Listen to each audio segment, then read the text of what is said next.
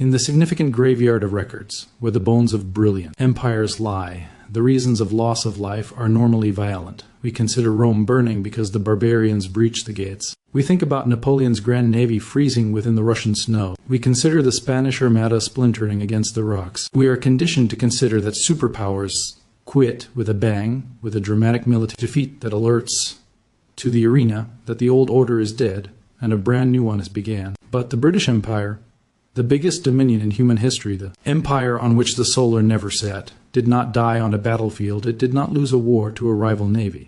It turned into not conquered by a foreign king. It become foreclosed upon. The second of its dying came about in a quiet, air-conditioned room in Washington, D.C. And the weapon used to kill, it wasn't a nuclear bomb or a tank division. It was a phone name from the U.S. Treasury. This is the story of the Suez Crisis of 1946. To the historians of war, it is a story approximately a secret plot, a botched invasion, and a diplomatic humiliation. But to the historians of cash, it is something far greater vast. It turned into the instant when the world learned a brutal, undeniable lesson about the hierarchy of electricity inside the present-day age. It turned into the moment when the USA weaponized the dollar to ruin its closest ally, proving, as soon as and for all that Navy may is not anything without monetary independence. To apprehend how Great Britain walked into this lethal lure, we must strip away the nostalgia and study the cold, difficult reality of London inside the 1950s. On the surface, Britain nonetheless gave the look of a titan. King George VI, after which Queen Elizabeth II reigned over a dominion that included 1/4 of the globe. The Royal Navy still patrolled the oceans from the Falklands to Hong Kong. The pound sterling became nonetheless one of the global's 2 super reserve currencies, used to settle trade from Singapore to Jamaica. In the classrooms of England, youngsters nevertheless checked out maps wherein huge swathes of the earth have been painted purple, and that they sang, "Rule Britannia with conviction," but this facade hid a rotting economic indoors. Britain had bankrupted itself, preventing the Second World War. To defeat Hitler, the British had burned the furnishings to heat the house. They had liquidated their huge remote places investments. They had bought off railways in Argentina and mines in Africa to pay for American steel and Canadian wheat. And while the one's property had been long gone, they turned to borrowing. By 1945, Britain was the sector's largest debtor. The economic system became fragile, held together by means of a complex, teetering financial internet called the sterling area. Countries inside the British Empire kept their countrywide savings in London in kilos. This gave Britain a pool of capital to apply, a semblance of liquidity. But it additionally meant that the British economic system changed into sitting on a trapdoor. If self-assurance in the pound ever collapsed, if those international locations determined that the pound turned into unsafe and rushed to promote their sterling to shop for greenbacks, the British financial system would face a liquidity crisis that could make the Great Depression appear to be a picnic. The British government became terrified of this. Every prime minister and chancellor of the exchequer went to sleep at night, disturbing approximately the gold and greenback reserves. These reserves have been the National Financial Savings Account, the dam maintaining back the flood. They knew they were on foot a tight rope. They had to challenge electricity to preserve the fee of the pound high. If they seemed weak, the markets would panic. The reserves would drain away, and the empire could be insolvent. And the jugular vein of this fragile empire was the Suez Canal, carved through the deserts of Egypt, linking the Mediterranean Sea to the Red Sea. The canal turned into extra than only a waterway. It changed into the monetary lifeline of the United Kingdom. By 1956, 2/3 of the oil utilized in Britain surpassed via the canal. It turned into the toll road to India, Australia, and the oil fields of the Persian Gulf. Without the canal, British industry would grind to a halt. The lighting fixtures in London would exit. Technically, the canal became owned with the aid of the Suez Canal Company, a personal organization controlled via British and French shareholders. It was a remnant of the colonial age, a bit of Egypt that belonged to Europe. It was a kingdom within a nation, working with its own laws and its own earnings, maximum of which flowed north to Paris and London, bypassing the Egyptian humans. For the British Prime Minister Anthony Eden, the canal was sacred. Eden became a man of the antique college, an aristocrat and a diplomat who had lived through the trauma of the 30s. He had visible what happened, while the arena appeased dictators like Mussolini and Hitler. He believed that competitive nationalism had to be confronted, no, not indulged. And in 1956, he determined his new dictator in Gamal Abdel Nasser. Nasser was the charismatic, fiery new president of Egypt. He represented the rising tide of Arab nationalism. He He wanted to throw off the shackles of colonial rule. He wanted to modernize his U.S. His dream was to construct the Aswan High Dam, a large hydroelectric challenge that could electrify Egypt and control the flooding of the Nile. But dams price money in Egypt changed into negative. Initially, America and Britain promised to mortgage Nasser the cash for the dam. They wanted to keep him in the Western camp during the Cold War. But Nasser began playing a risky sport. He turned into flirting with the Soviet Union, recognizing communist China, and shopping for hands from Czechoslovakia. In July 1956, the United States, tired of Nasser's double-dealing, abruptly pulled the investment for the dam. Britain accompanied suit. Nasser became furious. He needed money to construct his dream. If the West would not provide it to him, he would take it. On July 26, 1956, Nasser gave a speech in Alexandria. It was a passionate announcement of Arab independence broadcast throughout the Middle East. In the middle of the speech, he uttered a selected code phrase, DPEPs. This became the signal for Egyptian troops to transport. While Nasser spoke, infantrymen seized the headquarters of the Suez Canal Company. They occupied the manipulate towers and the offices. Nasser introduced to the cheering crowds that he become nationalizing the canal. He might take the profits from the tolls and use them to build the Aswan Dam. He famously declared that they dug the canal with their lives, their skulls, their bones, and their blood. In London, the response became apocalyptic. Anthony Eden saw this no longer just as a robbery of assets, however, as a hand final across the windpipe of the British economic system.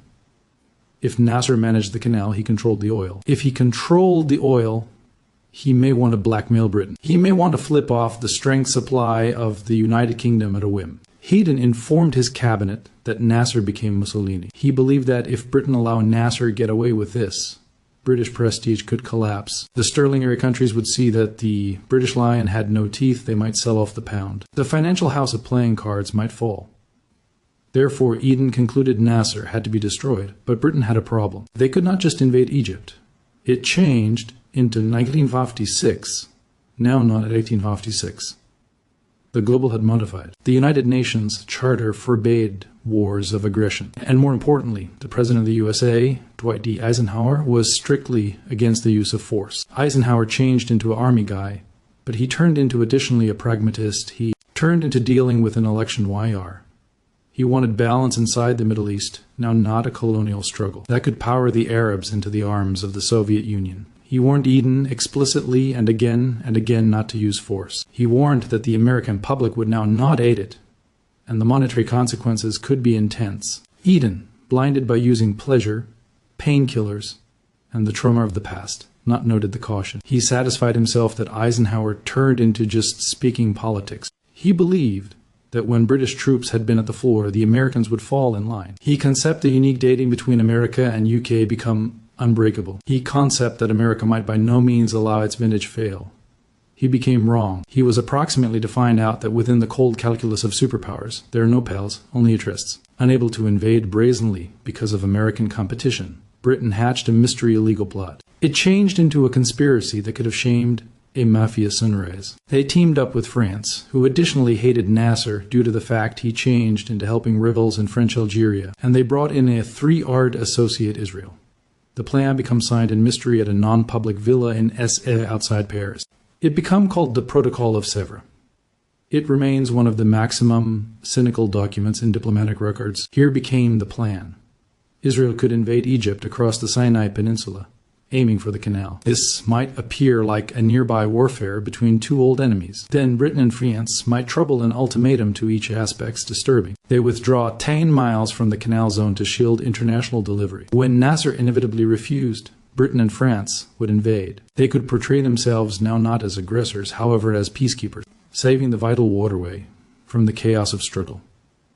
They could seize the canal, topple Nasser, and restore the vintage order. It turned into a complex, difficult lie designed to give Britain a pretext to retake its property without looking like a colonial bully. But whilst the generals plotted the troop movements and the diplomats polished the lies, the British Treasury turned into flashing pink warning lights. The Chancellor of the Exchequer, Harold Macmillan, became worried. He checked out the ledgers and saw weakness. The British gold and dollar reserves were dangerously low. They stood at approximately $2 billion.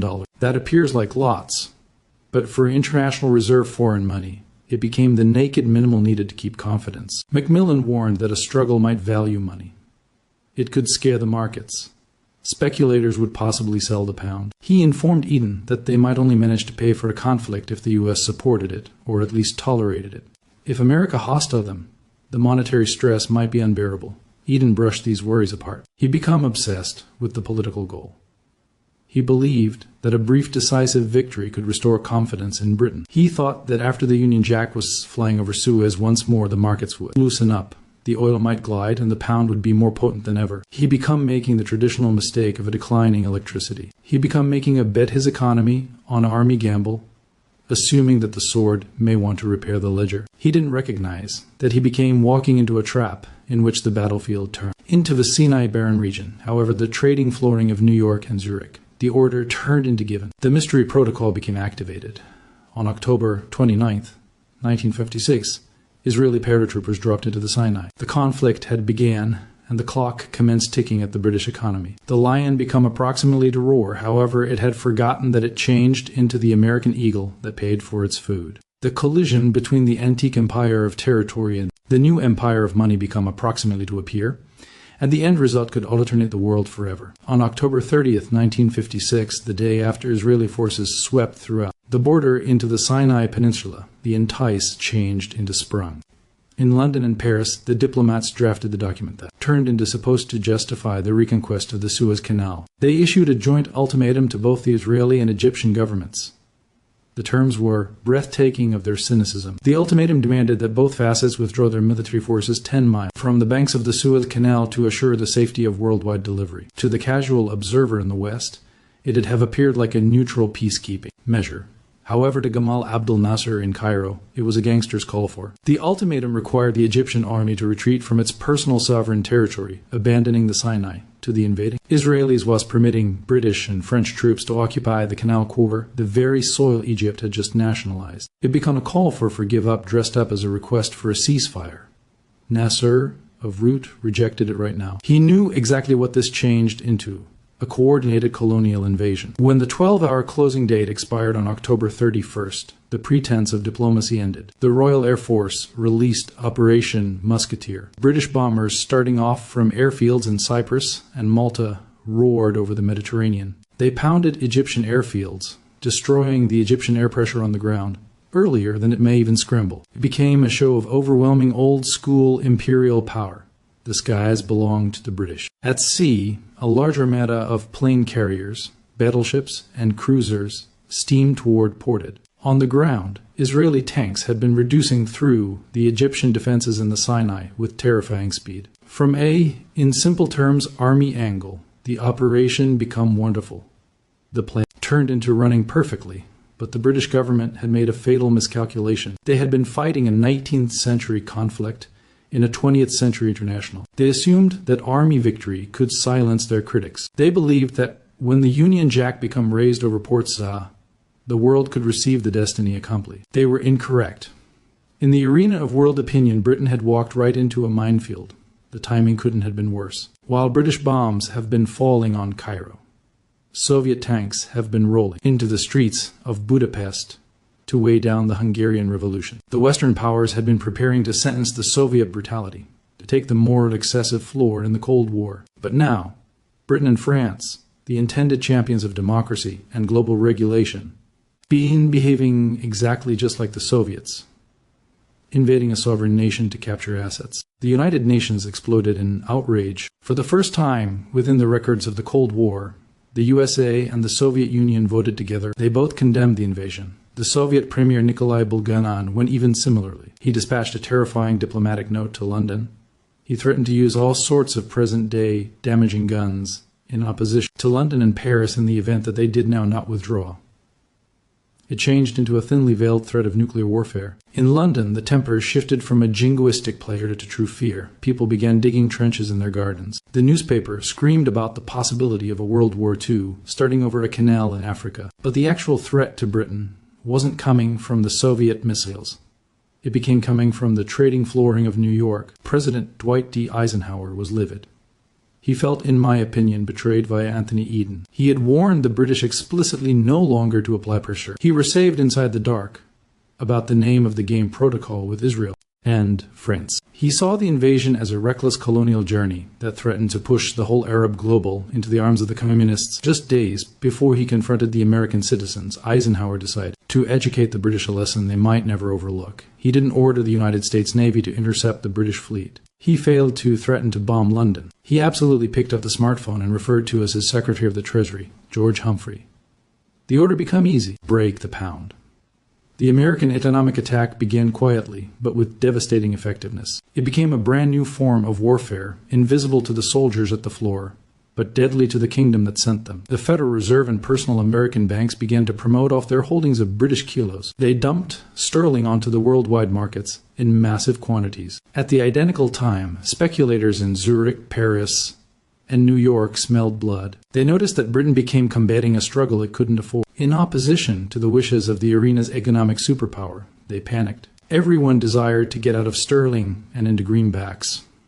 The fee of the pound commenced to plummet. Under the rules of the constant trade charge gadget, the Bank of England changed into legally obliged to defend the cost of the forex. They had to shop for up the kilos that everybody else changed into selling. To try this, they had to use their precious reserves of gold and US dollars.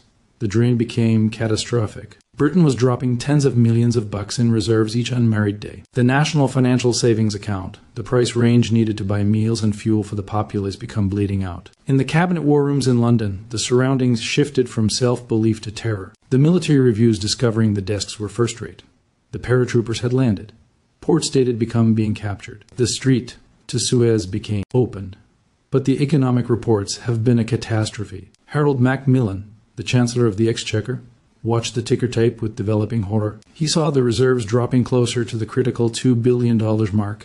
He knew the mechanics of disintegrate higher than everybody. He knew that when the reserves hit zero, the pound could have to be devalued or floated. If that passed off, the sterling location would crumble. Britain might be able to import wheat to make bread. The economic system might prevent. The authorities might fall. Desperate MC Millen attempted to arrange a lifeline. Britain became a founding member of the International Monetary Fund, IMF. They had sizable finances on deposit there. It turned into their money, and that they had the right to withdraw it in an emergency. MC Millen contacted the IMF headquarters in Washington to request an immediate withdrawal of $561 million. It became a large sum, enough to stabilize the markets and pay for the war. But the IMF did not solution to London.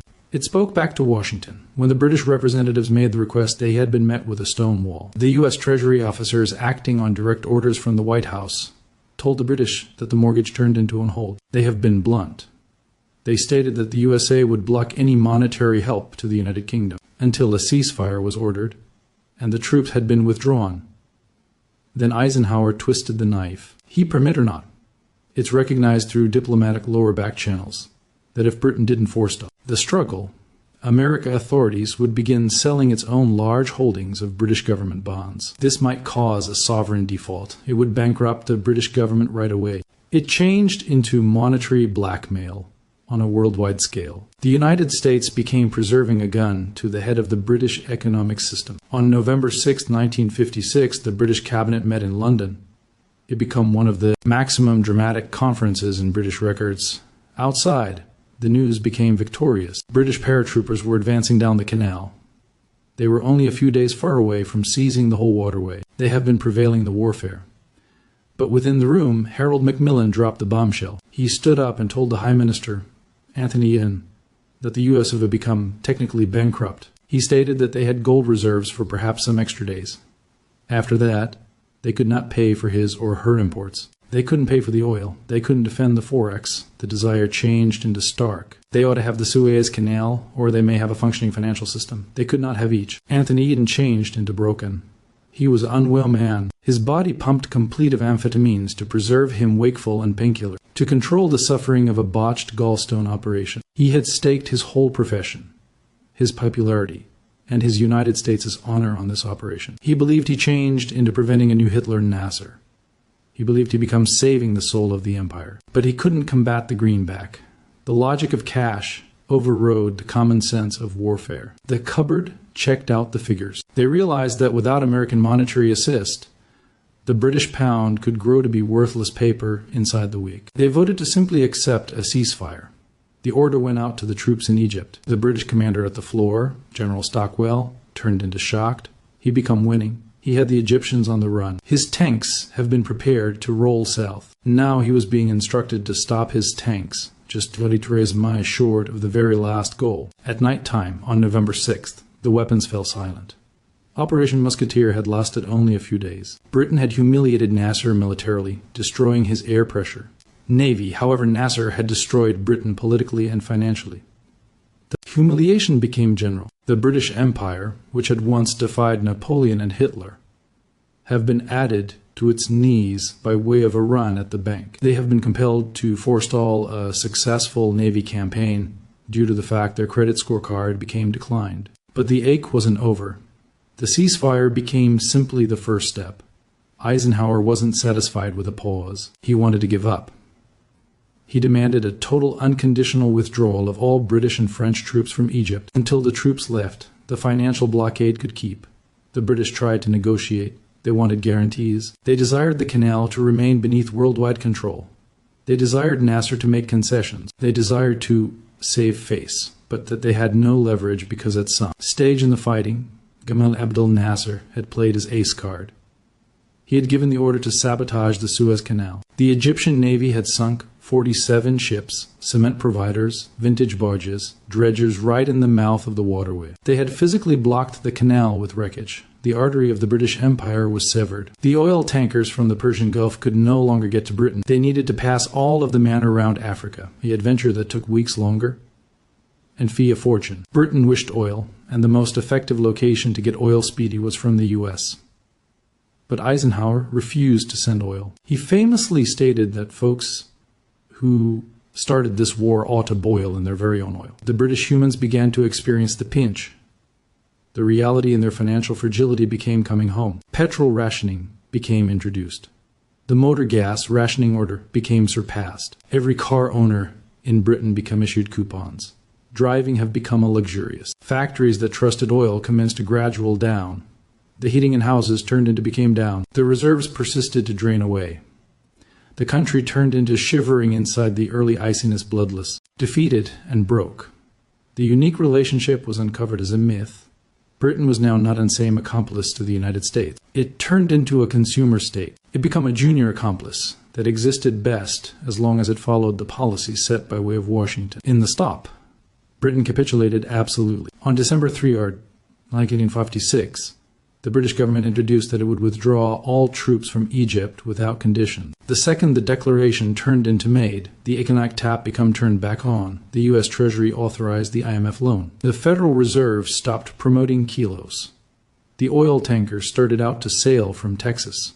The disaster became over. But the world had changed. The Suez Crisis proved that the age of European empires changed into lifeless. It proved that within the 20th century, you failed to want a navy to challenge strength. You wanted a reserve currency. The British squaddies got here domestic, irritated and pressured. They hadn't misplaced a warfare, however, that they had lost the battle. They have been defeated with the aid of the weaponized greenback. Anthony Eden, the Prime Minister, turned into ruined. His health collapsed along with his popularity.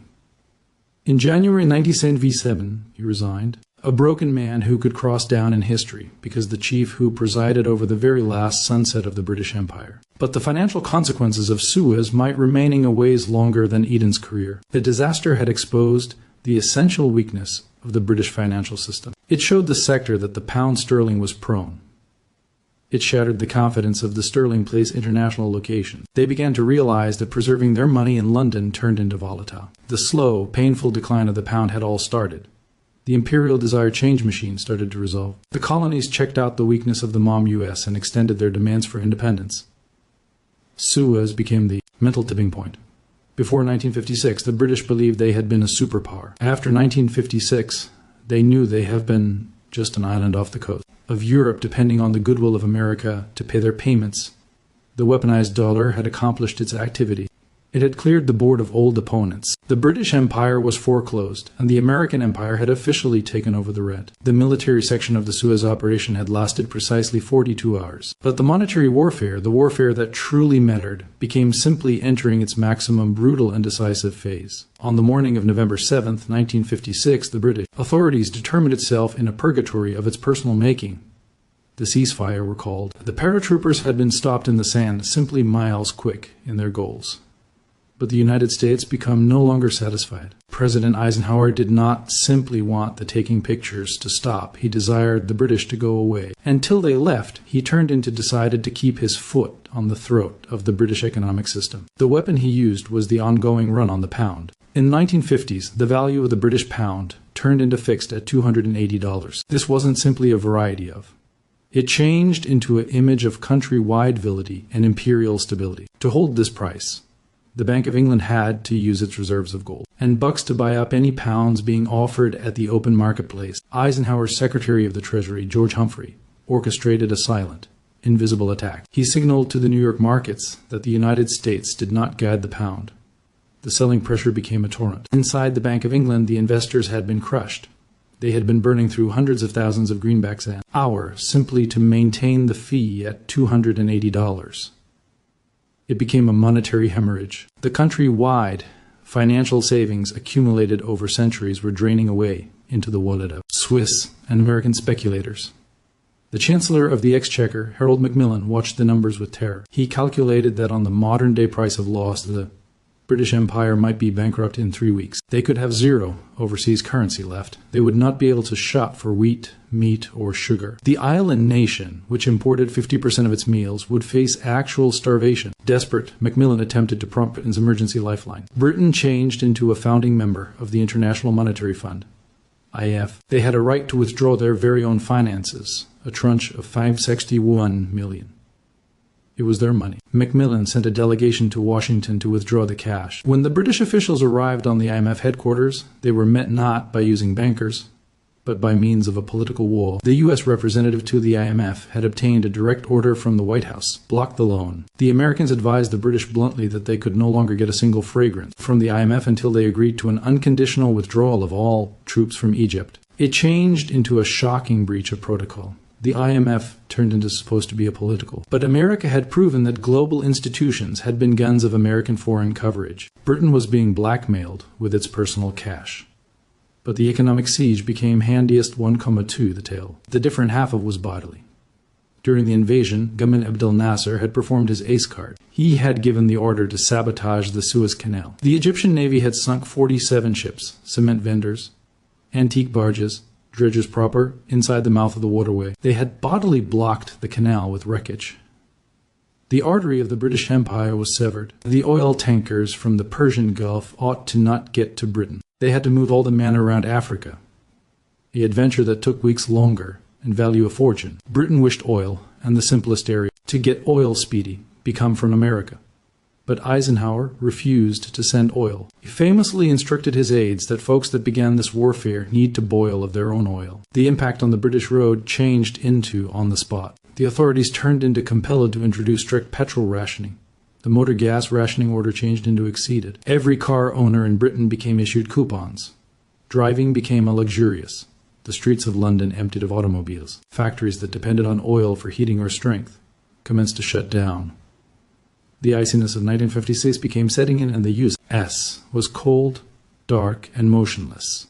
The mental impact was devastating. The British human beings had been told they had been conquering heroes reclaiming the canal. Instead, they were shivering of their homes, unable to drive to paintings, realizing that their government was powerless to secure the basic requirements of existence. Inside 10 Downing Street, Prime Minister Anthony Eden was collapsing. The pressure of the invasion, mixed with the shame of the American rebuke, destroyed his fitness. He was residing on a cocktail of benzodrine to stay wakeful and barbiturates to sleep. He changed into turning into paranoid, rating approximately Nasser and the Soviets. On November 23 RD, Eden successfully abandoned his put-up. He flew to Jamaica to get better his health, leaving the shipwreck of his authorities in the hands of his rival Harold Macmillan. It changed into Macmillan, the Chancellor, who sooner or later had to appearance the British Empire in the attention and tell it the truth.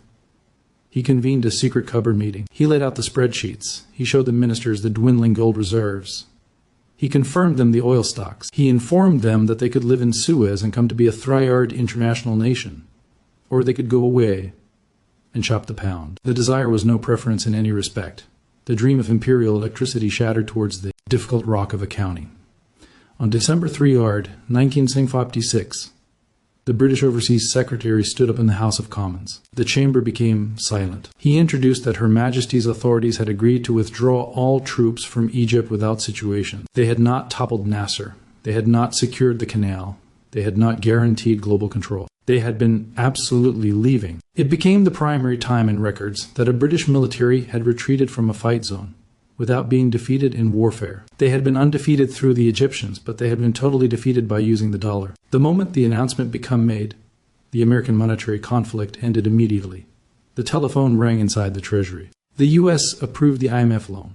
The Federal Reserve stopped promoting pounds. The oil tankers in Texas raised their anchors and set sail for Southampton. The British financial system became saved. The pound stabilized. The lighting fixtures stayed on. But the rate became the soul of the country. The Suez Syndrome inflamed the British psyche.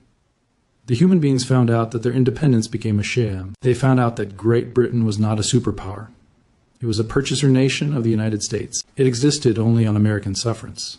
The soldiers getting back from Egypt had been indignant and stressed. They were jeered via the Egyptian crowds as they boarded the ships. They left at the back of the toppled statue of Ferdinand de Lesseps, the builder of the canal, lying within the dirt, an image of the give-up of the European technology within the Middle East. But the very last act of this tragedy turned into yet to come back. The economic crisis had exposed the rot, but the political consequences might reshape the complete global order. Britain had to find a new function in the global now that empire became not an option. And the man who had driven for the warfare, Anthony Eden, had one very last humiliation to stand. On January 9th, 1957, Sir Anthony Eden went to Buckingham Palace to provide his resignation to Queen Elizabeth II. He became the first British top minister to be forced out of office, no longer by using the citizens, no longer by way of his birthday celebration, but via a forex crisis. He left 10 Downing Street a damaged man, his fitness shattered and his reputation in ruins. He had tried to be the last lion of the British Empire, but he had been added down with the aid of the bloodless, tough common sense of the ledger. His successor turned into Harold Macmillan, the very man who, as Chancellor, had informed the cupboard that the U.S. was broke. Macmillan turned into a realist. He understood what Eden had refused to just accept, that the game become up. Britain could no longer afford to be a superpower on the reasonably priced. The instantaneous financial panic of November 1956 had subsided. The American loans had been flowing. The oil become moving once more. The pound changed into solid at 280s. But the Suez Crisis had inflicted a deep, invisible wound at the British financial system that might never definitely heal. The crisis had shattered the sterling place. For decades, the nations of the British Empire, from Malaya to Ghana to Kuwait, had kept their country-wide savings in London in kilos. They basically lent cash to Britain to assist it function. It was a system constructed on belief, trust that the pound became as excellent as gold, and believed that Britain was the last guarantor in their protection. Suez destroyed that trust. The leaders of those international locations watched because the British financial system almost collapsed in every week, because the Americans sold some bonds. They found out that their money wasn't secure in London. They found out that the British lion became living on an American allowance. Slowly, quietly, the money began to depart. Kuwait, a huge oil producer, began shifting its reserves into US bucks and Swiss francs. Other colonies followed in shape. The pool of capital that had stored the British financial system afloat for a century commenced to evaporate. The City of London, once the banker to the arena, was demoted to a local branch supervisor. This economic reality forced a total geopolitical reconsider. Harold Macmillan, now Prime Minister, checked out the stability sheet of the empire and realized it changed into a liability. Garrisoning troops in Kenya, Cyprus, and Aden valued tens of millions of pounds a year. Building roads and faculties in the colonies value hundreds of thousands more. In the antique days, the alternate profits justified the expense. But in the post-Suez world, where the pound became susceptible and the economic system changed into fragile, the empire became a luxurious item that Britain should no longer afford. This became the monetary engine at the back of the wind of change. In 1960, Macmillan gave a famous speech in South Africa where he recounted that the desire for independence was sweeping the continent. But behind the soaring rhetoric was a chilly calculation. Britain commenced to liquidate its empire no longer just for ethical motives, but for fiscal ones. They granted independence to Ghana, Nigeria, Sierra Leone, Tonga, and Uganda in speedy succession. It changed into a fireplace sale. Britain became losing belongings to reduce charges. The retreat from empire was at its core a desperate try on stability of the price range. But stripping away the colonies wasn't sufficient. Britain wanted a brand new financial destiny. The island nation could not survive on its very own. It wanted a market. It needed a partner. Having been humiliated by means of the Americans, and having misplaced the empire, Britain became to the most effective vicinity left Europe. It became the last irony. For centuries, British overseas coverage had been based on staying aloof from the European continent. But now, destitute and remoted, Britain went cap and to the newly formed European Financial Network, the precursor to the EU. They carried out for Club in 1961. They were desperate to enroll in the change bloc to revitalize their stagnant industries. But they confronted one final humiliation. The French President Charles de Gaulle remembered how Britain had acted for the duration of Suez, impulsive, subservient to America, and financially unstable. De Gaulle stated no. He vetoed British membership. He slammed the door in Britain's face. It might take every other decade before Britain was in the end allowed into the European club. By then, the transformation became complete. The global empire turned into long gone, changed by way of a medium-sized European kingdom struggling with inflation, strikes, and a forex that could ultimately need to be devalued again and again. The Suez Crisis became the pivot point of the 20th century for Britain. It became the instant the hangover of World War sooner or later cleared, and the British people appeared inside the mirror and noticed who they truly have been. They have been no longer Romans. They have been no longer the masters of the globe. They had been a deter state dwelling in a drafty residence seeking to preserve up appearances. But the lesson of Suez is going past Britain. It is a lesson approximately the character of electricity inside the cutting-edge international. Before 1956, energy changed into measured in battleships, tank divisions, and square miles of territory. If you had the largest military, you were the superpower. After 1956, strength changed into measured in foreign money reserves, bond yields, and change deficits. President Eisenhower proved which you do not need to bomb a country to defeat it. You do not want to invade it. You simply need to control its foreign money. By weaponizing the greenback, the USA established a hegemony some distance, greater efficient than any empire that got here earlier than it. The Romans wanted legions to occupy Gaul. The British needed gunboats to control India. The Americans, most effective, needed the Federal Reserve. When the U.S. threatened to crash the pound, they failed to just prevent a struggle. They hooked up the policies of the Pax Americana. The rule was easy. You will have your flag, your anthem, and your military. However, if you cross the U.S., your money will turn to dust. We see this weapon used again and again inside the decades that observed. We noticed it used towards the Soviet Union within the 1980s. Forcing them into financial disaster. We see it used nowadays inside the form of sanctions, speedy bans, and asset freezes. The economic battle that became pioneered in November 1956 has become the #1 manner superpowers fight within the 21st century. The British soldiers who shivered within the trenches of the Sinai. 1956 were the primary victims of this new sort of war. They won each firefight, captured each objective, and displayed each ounce of braveness requested of them. But they had been defeated by means of a force they could not shoot. Anthony Eden died in 1977. He spent the closing 20 years of his life seeking to justify his moves, writing memoirs that insisted he had been proper to rise up to Nasser. But he by no means fully grasped the economic truth that destroyed him. He died believing he turned into a casualty of politics, when in fact he became a casualty of accounting. Today, the Suez Canal flows quietly through the Egyptian desert. It is owned and operated through Egypt. The statue of Ferdinand de Lesseps is lengthy gone. The British bases are dirt. But inside the computer servers of New York, London, and Tokyo, the legacy of 1956 lives on. Every time a kingdom checks its overseas forex reserves earlier than making a diplomatic decision, whenever a pay-setter concerns approximately a credit score rating downgrade, and each time a sanction is threatened, the ghost of the Suez disaster is inside the room. It was the moment the sector learned that at the same time as the sword is strong, the greenback is almighty. This concludes the tale of the weaponized dollar. It is a tale no longer of a conflict lost, but of an illusion shattered. It is the tale of how the financial institution balance of an empire, the end reached zero. I'm John, and this is the Cinematic History Tales channel. Subscribe now to stay beforehand of the curve, due to the fact when the history books are written, you'll need to be some of the few who noticed it.